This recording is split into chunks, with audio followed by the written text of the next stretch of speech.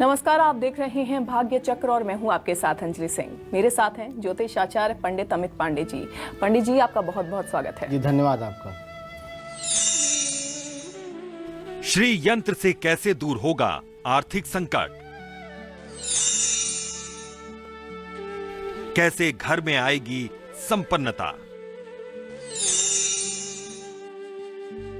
कैसे आपके व्यक्तित्व में आएगा निखार?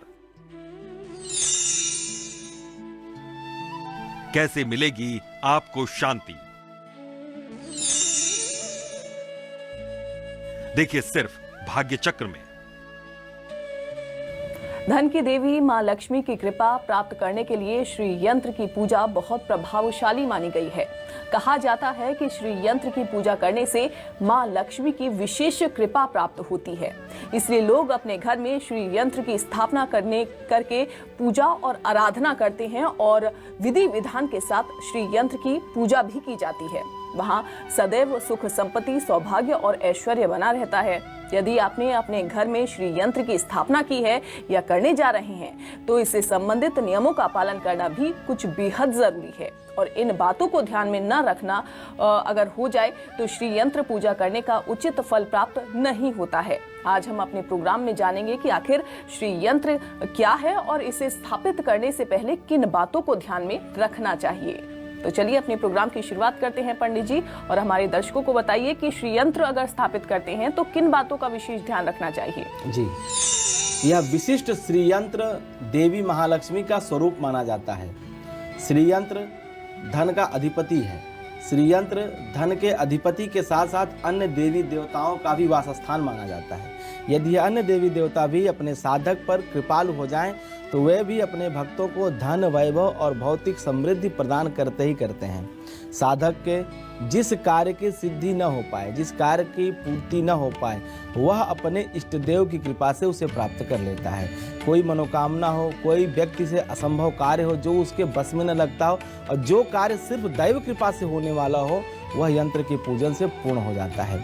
श्री यंत्र ऐसा ही विशिष्ट और महान यंत्र है जो भक्तों के, जो अपने साधकों के सभी मनोकामनाओं को पूर्ण करने में सक्षम है। किसी भी देवता के यंत्र की पूजा करके साधक भक्त अपनी अभीष्ट सिद्धि प्राप्त कर सकते हैं। यदि आप धन संपत्ति से परिपूर्ण होना चाहते हैं, यदि आप दरिद्रता के बंधन से मुक्त होना चाहते हैं, सुख संपत्ति वैभव को प्राप्त करना चाहते हैं और एक सुखमय जीवन प्राप्त करना चाहते हैं, एक सुखी जीवन की कामना रखते हैं, तो ऐसे में चाहिए कि माता महालक्ष्मी के इस मूर्तिमय स्वरूप, यंत्रमय स्वरूप, दिव्य और महाशक्तिशाली श्री यंत्र का पूजा उपासना जरूर करना चाहिए। इससे आपको जरूर लाभान्वित होना चाहिए। श्री यंत्र माता महालक्ष्मी की यंत्र स्वरूप माना जाता है और महालक्ष्मी के प्राप्ति के लिए, धन प्राप्ति के लिए और अपने आध्यात्मिक उन्नति के लिए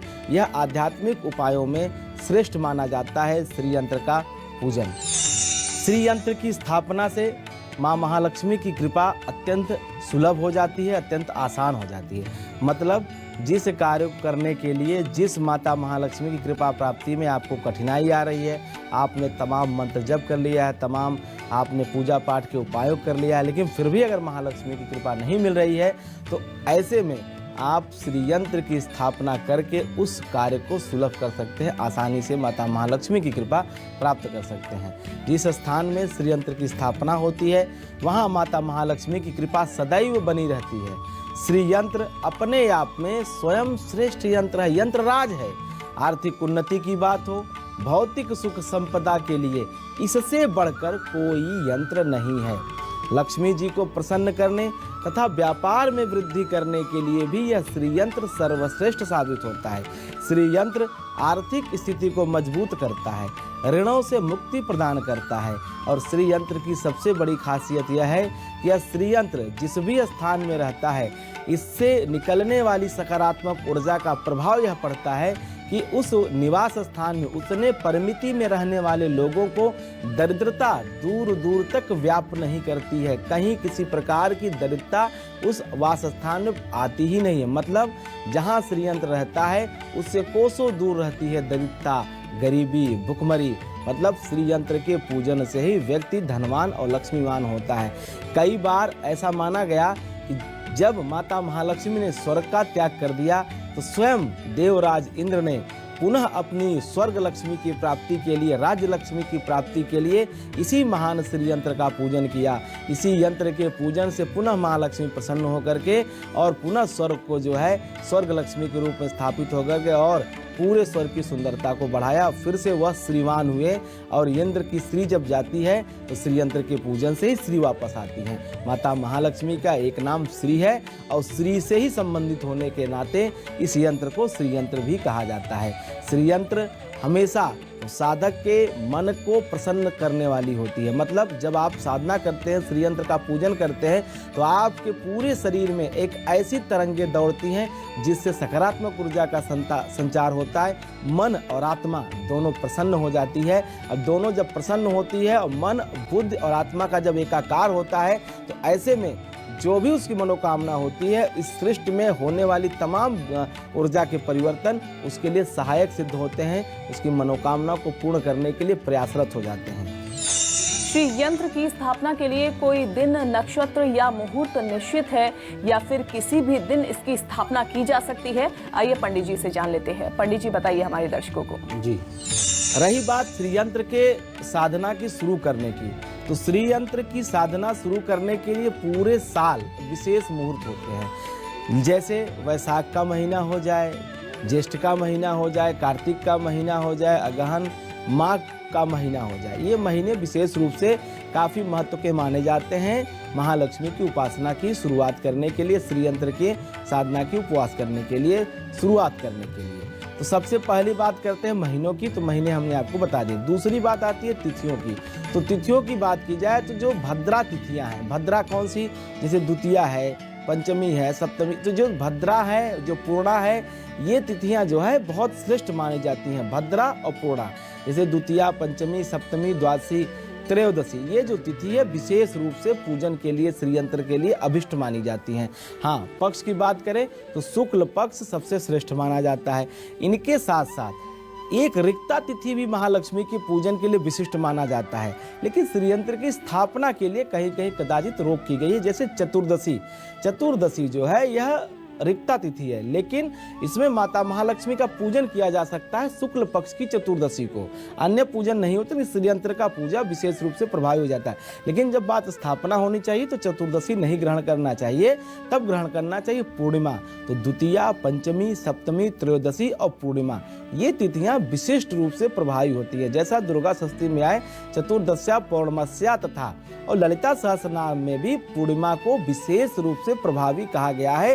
पूर्णिमा तिथि के दिन चूंकि चंद्रमा अपने पूर्ण 16 कलाओं से उदित होता है, ऐसे में जब 16 कला से चंद्रमा उदित हो और चंद्रमा का सीधा संबंध माता महालक्ष्मी से है और चंद्रमा की सीधे 16 रश्मियां पूरे सृष्टि पे, पूरे पृथ्वी पे एक साथ पड़ती है, तो ऐसे में जो श्री यंत्र का पूजन होता है वह अत्यंत प्रभावशाली हो जाता है। इसलिए पूर्णिमा का विशेष स्थान है। आपको ध्यान होगा कि जो महालक्ष्मी के लिए विशेष तिथि है पूरे वर्ष भर में, श्री यंत्र का वैसे तो पूरे वर्ष पूजन होता है, लेकिन माता महालक्ष्मी का जो विशेष पूजन की तिथि है पूरे साल में, वह आश्विन पूर्णिमा मानी जाती है, शरद पूर्णिमा मानी जाती है। तो इसलिए पूर्णिमा की विशेष महानता है श्री यंत्र की स्थापना और पूजन में।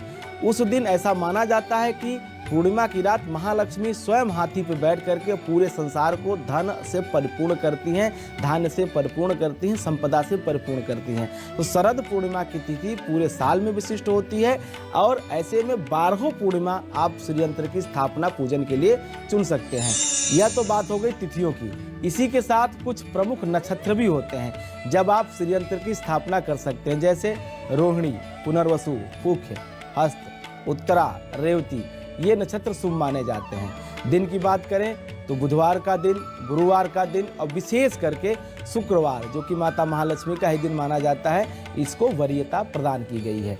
इस प्रकार श्री यंत्र की साधना में मास, तिथि और वार का सामंजस्य बैठा करके आप अपनी पूजन प्रक्रिया प्रारंभ कर सकते हैं। श्री यंत्र की साधना आपको निश्चित रूप से आपके लक्ष्य तक पहुंचाने में सार्थक सिद्ध होगी। सर्वप्रथम किसी भी शुभ मुहूर्त में स्वर्ण के पत्र पे, रजत के पत्र पे, ताम्र के पत्र पे या भोज पत्र पे, जैसी आपका सामर्थ्य हो उस अनुसार ऐसे किसी पत्र पे एक श्रीयंत्र की रचना कर लें। एक श्रीयंत्र का जो आकार है उसको आप उस पर बना लें।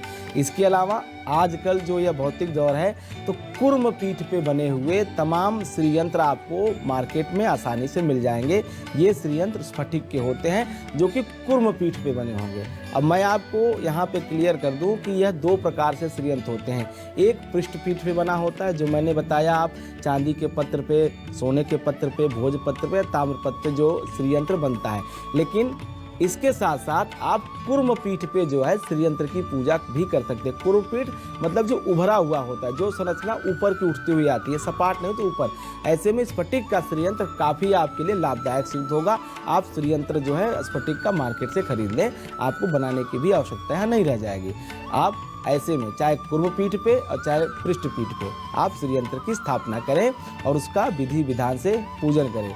पूजन करने के पश्चात उस श्रीयंत्र को अपने पूजा गृह में स्थापित कर दें या फिर ऐसे किसी सुरक्षित स्थान पर आप उसकी स्थापना करें, उसको रखें जहां से किसी भी तरह की गंदगी या अशुद्ध होने की कोई संभावना ना हो। मतलब साफ सुरक्षित स्थान पर श्रीयंत्र की स्थापना करें, उसमें किसी प्रकार की कोई क्षति ना होने पाए। श्रीयंत्र में माता महालक्ष्मी का साकार स्वरूप माना जाता है। ऐसा माना जाता है उसमें स्वयं महालक्ष्मी का निवास है। ऐसे में इसकी पूजा स्वयं माता महालक्ष्मी की पूजा मानी जाती है।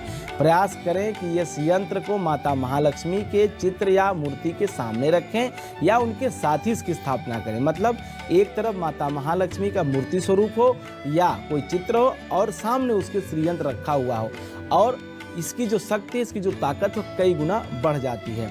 और श्रीयंत्र का पूजन नित्य करें, विधिवत करें। निश्चित रूप से आपको इसका फल मिलेगा। आपके जीवन से दुख दरिद्रता का नाश होगा, जीवन में शुभता की प्राप्ति होगी, समृद्धि होगी, संपन्नता होगी।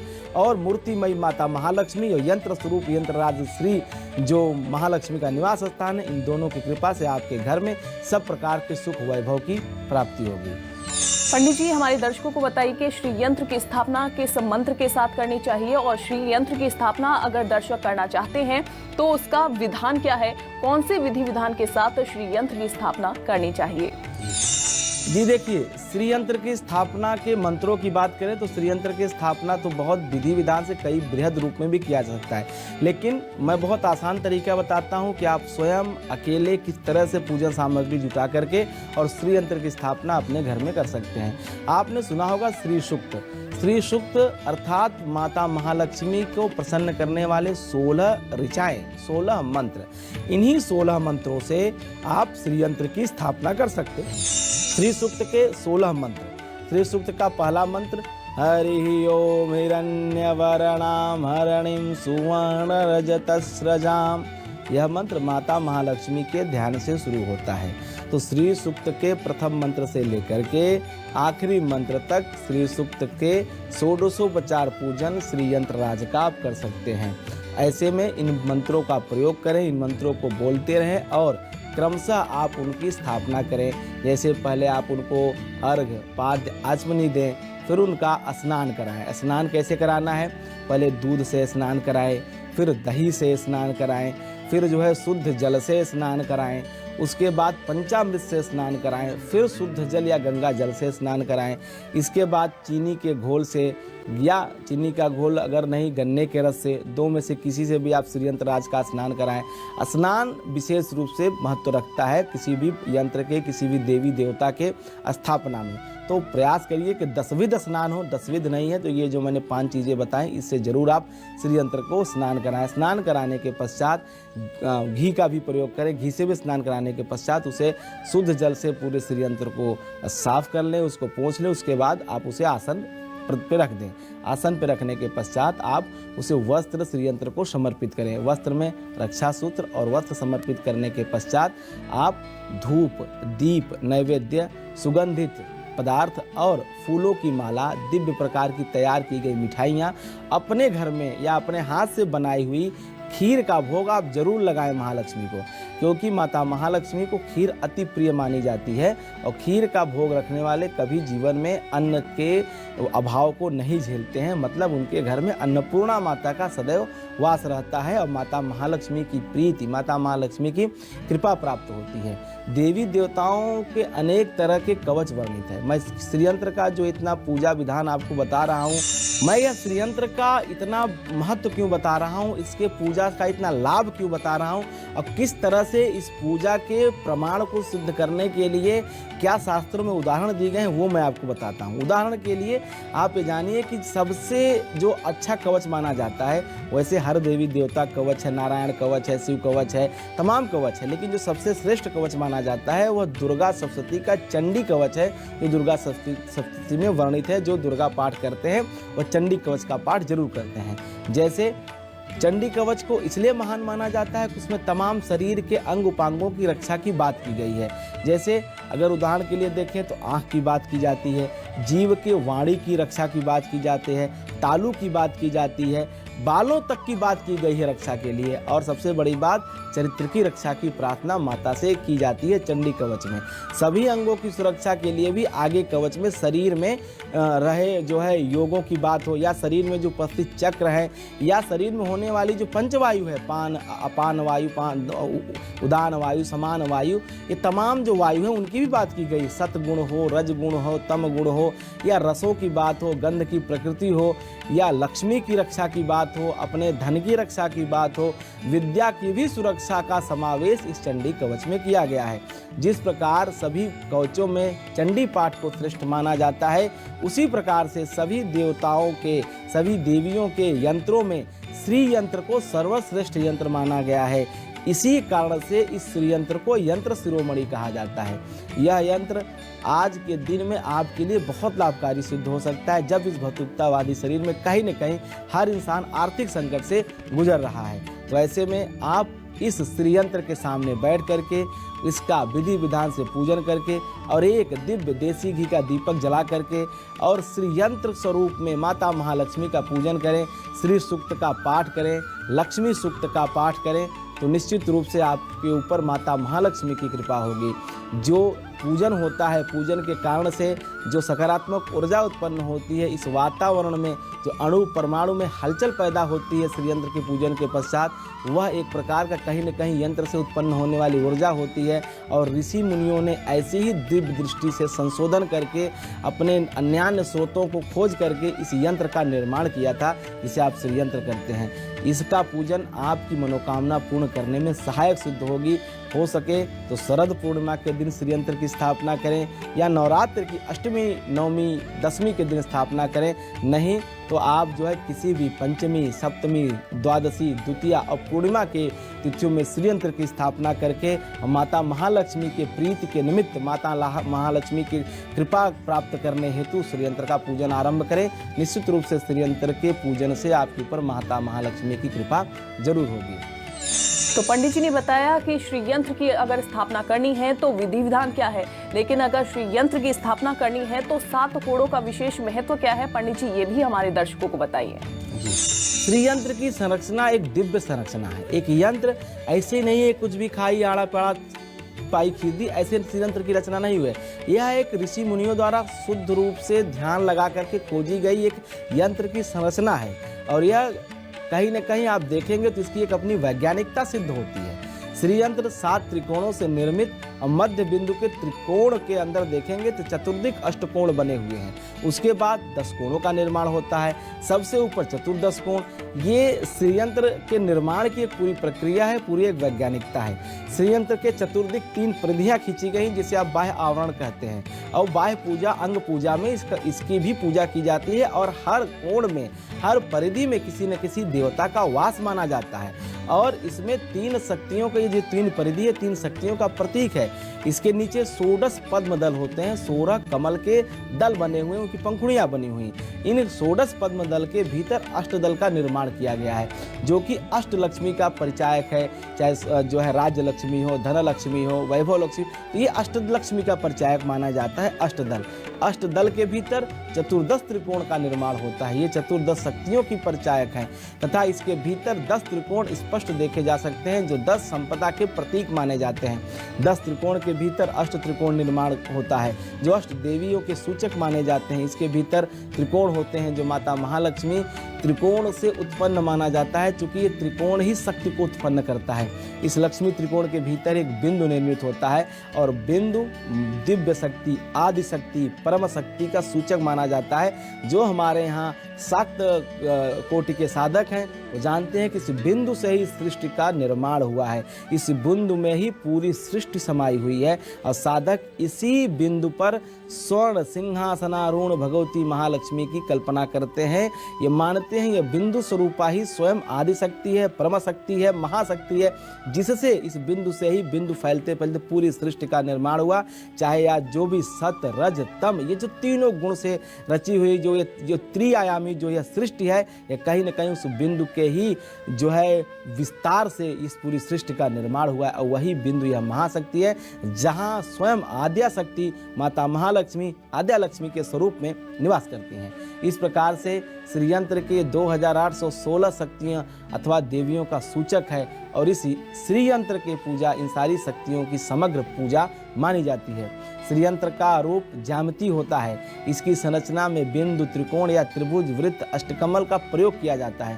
तंत्र की बात करें, जो तंत्र का निर्माण किया गया उसके अनुसार श्रीयंत्र का निर्माण 2 प्रकार से किया जाता है।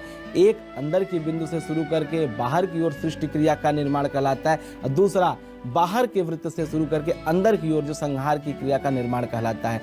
चमत्कारी साधनाओं की बात करें तो यह श्रीयंत्र की स्थान जो है बहुत सर्वोपरि है अपनी साधना में, अपनी आध्यात्मिक शक्ति को उन्नति करने में। और मंत्र की बात, तंत्र की बात, इसके तमाम महत्व जो साधक हैं वो जानते हैं। हर बात बातों से बताई नहीं जा सकती है, ये कुछ चीज़ें ऐसी हैं कि जो करता है उसी को समझ में आती हैं, उसी को अनुभूत होती हैं। जब आप श्रीयंत्र की साधना में जाएंगे, श्रीयंत्र के तरफ आप बढ़ेंगे, उसकी साधना करेंगे, उसको अपने हाथों में लेकर के जब आप उसको विधि विधान से उसको स्नान कराएंगे, उसका आकर्षण, उसका कर्षण, घर्षण आपके हाथों से होगा, तो आपके अंदर एक दिव्य ऊर्जा का संचार होगा। श्रीयंत्र सब सिद्धियों का द्वार है, माता महालक्ष्मी का वास स्थान है, जिसमें आप अपने अपने स्थान, दिशा, मंडल, कोण आदि के अधिपति व्यवस्थित रूप से आवाहित करके, विराजमान करके आप उनकी पूजा कर सकते हैं। मध्य में उच्च सिंहासन में प्रधान देवता प्राण प्रतिष्ठित होकर के आप उनकी पूजा करते हैं, तो निश्चित रूप से आपको श्री का लाभ जरूर होगा। श्रीयंत्र के दर्शन मात्र से साधक के मनोरथ पूर्ण होते हैं। आप शास्त्रों को देखेंगे तो इस बात पर बल दिया जाता है कि जिस प्रकार से शरीर और आत्मा में कोई भेद नहीं होता, उसी प्रकार से श्रीयंत्र और लक्ष्मी में कोई भेद नहीं है। भारतीय जो सनातन परंपरा रही है, आधार है जो इसका आध्यात्म है, और आध्यात्म जो है व्यक्ति के आत्मिक उन्नति का कारक बनता है, व्यक्ति में व्यक्तित्व को निखारता है। इस विधा की प्राचीनता ऋग्वेद से पहचानी जा सकती है। वैदिक जीवनचर्या में पूजन, यज्ञ तथा तंत्र में साधना का अपना विशेष स्थान रहा है। पूजन पद्धतियों की बात करें, पूजन पद्धतियों का उपयोग जीवन को शांत बनाने के लिए, उन्नतिशील बनाने के लिए, ऐश्वर्य संपदावान बनाने के लिए यह यंत्रों का पूजन होता रहा है। आप भी कर सकते हैं। भौतिक जीवन में प्रसन्नता प्राप्त करने के लिए, खुशी लाने के लिए यह श्रीयंत्र काफ़ी कारगर सिद्ध हुआ है। श्रीयंत्र दरिद्रता रूपी स्थितियों को समाप्त करता है, दुखों को समाप्त करता है, ऋण भार से दबे हुए लोगों को ऋण मुक्त करता है, उनके लिए यह रामबाण का कार्य करता है। श्रीयंत्र के कोणों में मंत्र के सहयोग से बना हुआ है षड्यंत्र। इसमें जो 5 कर्म की बात कही जाती है, जैसे काम हुआ, क्रोध हुआ, लोभ हुआ, मोह हुआ, यह इसकी सूचना देते हैं, उसके संकेत हैं। इस प्रकार से इस यंत्र का पूजन से इन 5 आवेशों का, जो व्यक्ति की ये 5 प्रमुख भावनाएं हैं जिसमें व्यक्ति फंस करके पतन की ओर जाता है, गलतियां करता है, उससे मुक्त देता है, इससे मुक्ति प्रदान करता है यह श्रीयंत्र, और साधक को मोक्ष की प्राप्ति कराता है। धन संपदा वैभव के लिए देवी की इस महालक्ष्मी स्वरूप श्रीयंत्र का पूजन अत्यधिक शुभ और श्रेष्ठ माना जाता है। सभी संपन्नता चाहने वाले साधकों को, भक्तों को, धन चाहने वाले लोगों को श्रीयंत्र का पूजन जीवन में जरूर करना चाहिए। श्रीयंत्र जहां आपके इस भौतिक जगत में सहायक सिद्ध होता है, वहीं आध्यात्मिक जगत में भी आपके लिए दैवीय चेतना या दैवी गुणों को विकास करने में सहायक सिद्ध होता है। तो पंडित जी ने आपको बताया कि श्री यंत्र में 7 कोड़ों का क्या महत्व होता है, श्री यंत्र को स्थापना करने से क्या महत्व मिलता है और क्या इसके विधि विधान हैं। पंडित जी आपका बहुत बहुत धन्यवाद। जी धन्यवाद। भाग्य चक्र में आज बस इतना ही। आगे के एपिसोड में हम कुछ और विषयों पर पंडित जी से विस्तार से चर्चा करेंगे, लेकिन आज हमें दीजिए इजाजत और आप देखते रहिए न्यूज़ 24 मध्य प्रदेश छत्तीसगढ़। नमस्कार। नमस्कार।